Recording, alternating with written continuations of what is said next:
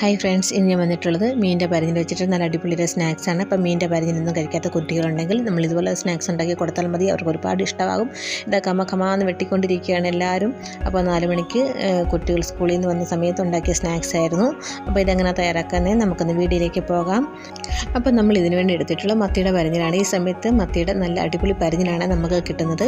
അതിനുവേണ്ടി നമ്മൾ തേങ്ങ ചിരകിയത് എടുത്തിട്ടുണ്ട്, സവാള ചെറുതായിട്ട് അരിഞ്ഞത്, കറിവേപ്പില, കുരുമുളക് ഒന്ന് ക്രഷ് ചെയ്തെടുത്തിട്ടുണ്ട്, ഇതിന് ആവശ്യമായിട്ടുള്ള പച്ചമുളകും അതൊക്കെ നമ്മുടെ ആവശ്യത്തിന് എടുക്കാവുന്നതാണ്. അപ്പോൾ ചെറിയുള്ളി ആണെങ്കിൽ അത് എടുക്കുക. എൻ്റെ ചെറിയുള്ളി ഞാൻ എടുത്തില്ല, അതുകൊണ്ട് സവാള ചെറുതായിട്ട് അരിഞ്ഞതാണ് എടുത്തിട്ടുള്ളത്.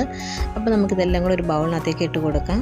അപ്പം നിങ്ങളുടെ എരിവിന് ആവശ്യമായിട്ട് പച്ചമുളകും കുരുമുളകിൻ്റെയൊക്കെ അളവ് കൂട്ടി കൊടുക്കുകയൊക്കെ ചെയ്യാം. പിന്നെ അതിലേക്ക് നമ്മൾ ആവശ്യത്തിനുള്ള ഉപ്പിട്ട് കൊടുത്തു, കുറച്ച് മഞ്ഞൾപ്പൊടി ഇട്ട് കൊടുത്ത്, കുറച്ച് മുളക് പൊടി ചേർത്ത് കൊടുത്ത്. അപ്പം മസാലയൊക്കെ നമ്മുടെ ടേസ്റ്റിനനുസരിച്ച് ചേർത്ത് കൊടുക്കുക. പിന്നെ അതിലേക്ക് 2 ടേബിൾ സ്പൂൺ അളവിൽ അരിപ്പൊടിയാണ് ഞാൻ ചേർത്ത് കൊടുക്കുന്നത്.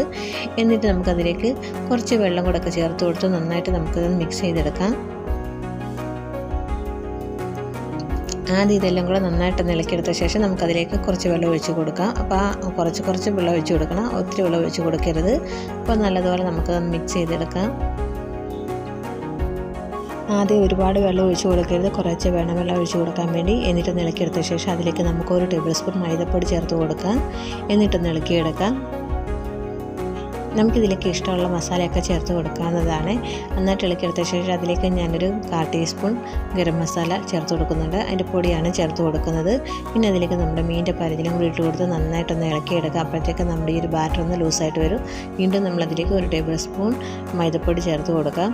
ഈ ബാറ്റർ ഒരുപാട് ലൂസായിട്ട് പോകരുത്, ഇച്ചിരി കട്ടിക്കാണ് നമ്മൾ തയ്യാറാക്കി എടുക്കുന്നത്. അതുകൊണ്ട് നമ്മൾ ഇതിലേക്ക് വീണ്ടും 1 ടേബിൾ സ്പൂൺ മൈദപ്പൊടിയും കൂടി ചേർത്ത് കൊടുക്കുന്നുണ്ട്.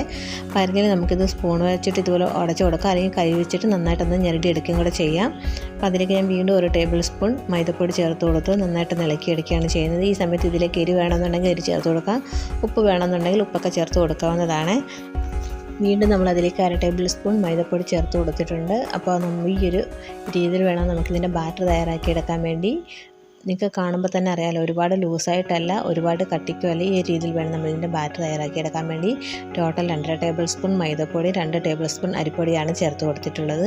ഇനി നമുക്കിതെങ്ങനെയാണ് തയ്യാറാക്കുന്നതെന്ന് നോക്കാം. ഒരു പാൻ അടുപ്പിൽ വെച്ച് കൊടുത്ത് അതിലേക്ക് കുറച്ച് ഓയിൽ ഒഴിച്ച് കൊടുത്ത്, ഓയിൽ ചൂടായ ശേഷം നമുക്കതിലേക്ക് കുറച്ച് കറിവേപ്പില ഇട്ട് കൊടുക്കാം. നമ്മളൊരു നോൺ സ്റ്റിക്കിൻ്റെ പാത്രം ആയതുകൊണ്ട് ഒരുപാട് എണ്ണയുടെ ആവശ്യമൊന്നുമില്ല.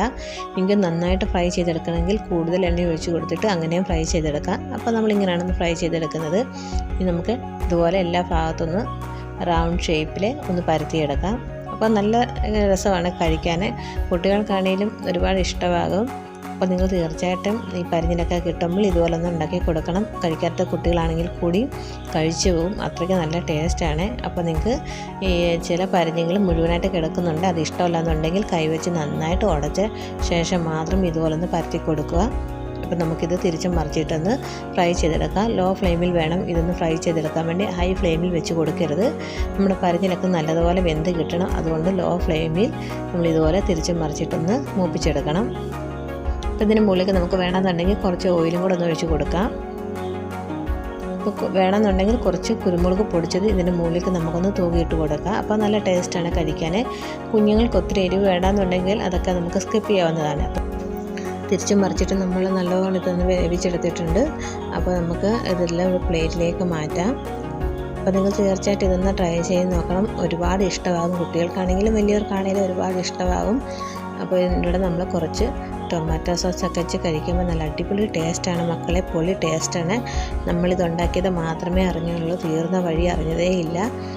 ബാക്കിയുള്ള നമ്മളിത് ദോശമാവ് പോലെ പരത്തിയാണ് ഉണ്ടാക്കിയെടുക്കുന്നത്. ബാറ്റർ മൊത്തം ഒഴിച്ച് കൊടുത്ത് ഇതൊന്ന് പരത്തിയെടുക്കുകയാണ്.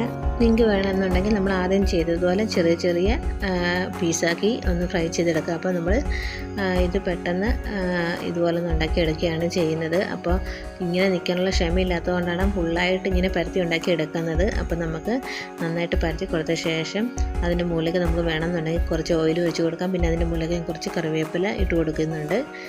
എന്നിട്ട് നമുക്കതൊന്ന് തിരിച്ചിട്ട് കൊടുക്കാം. നല്ലതുപോലെ തിരിച്ചും മറിച്ചിട്ട് നമുക്കിതൊന്ന് മൂപ്പിച്ചെടുക്കാം. നമ്മുടെ ആ സ്നാക്സ് വെന്ത് വരുന്ന സമയം കൊണ്ട് ഇവിടെ എല്ലാവരും ഇതാ മക്കളെ തിന്ന് തീർക്കുകയാണ്. അതിൻ്റെ ഇടയ്ക്ക് ഞാൻ ഓടി വന്നൊരു കഷ്ണം എടുത്ത്, കാരണം പിന്നെ നമുക്ക് കിട്ടത്തില്ല, അത്രയ്ക്ക് നല്ല ടേസ്റ്റാണ്. കുട്ടികൾക്കാണെങ്കിലും ഒരുപാട് ഇഷ്ടമായി. അപ്പോൾ ഈ ടൊമാറ്റോ സോസൊക്കെ കൂട്ടി കഴിക്കുമ്പോൾ നല്ല ടേസ്റ്റാണ്. അതിനിടയ്ക്ക് കാപ്പിയൊക്കെ ഇട്ട് കുടിച്ച് അതിനോട് ഈ സ്നാക്സൊക്കെ കഴിച്ചപ്പോൾ നല്ല അടിപൊളി ടേസ്റ്റായിരുന്നു. അപ്പോൾ എല്ലാവരും ഇതൊന്ന് ട്രൈ ചെയ്ത് നോക്കാം. നമ്മുടെ പരിഞ്ഞിലൊന്നും കഴിക്കാത്ത കുട്ടികൾക്കാണെങ്കിലും ഒരുപാട് ഇഷ്ടമാകും. അപ്പോൾ ഇത് 2 സൈഡൊക്കെ ഒന്ന് മൊരിഞ്ഞ് വന്നിട്ടുണ്ട്. അപ്പോൾ ഇത് എല്ലാവരും കഴിക്കാൻ കട്ട വെയിറ്റിംഗ് ആണ്. അത്രയ്ക്ക് നല്ല ടേസ്റ്റാണ്. അപ്പോൾ നമ്മുടെ കാപ്പിയുടെയും ചായയുടെയൊക്കെ അതിൻ്റെ സ്നാക്സും കൂടെ കഴിക്കുമ്പോൾ നല്ല ടേസ്റ്റി ആയിട്ടുള്ളൊരു പരിഞ്ഞിലപ്പമാണ്. അപ്പോൾ നിങ്ങൾ തീർച്ചയായിട്ടും ഇതൊന്ന് ട്രൈ ചെയ്ത് നോക്കൂ. അപ്പോൾ ഇത് 2 സൈഡും മൊരിഞ്ഞ് വന്നിട്ടുണ്ട്. അപ്പോൾ നമുക്ക് ഇതും കൂടി ഒന്ന് അകത്താക്കിയിട്ട് വരാം കേട്ടോ.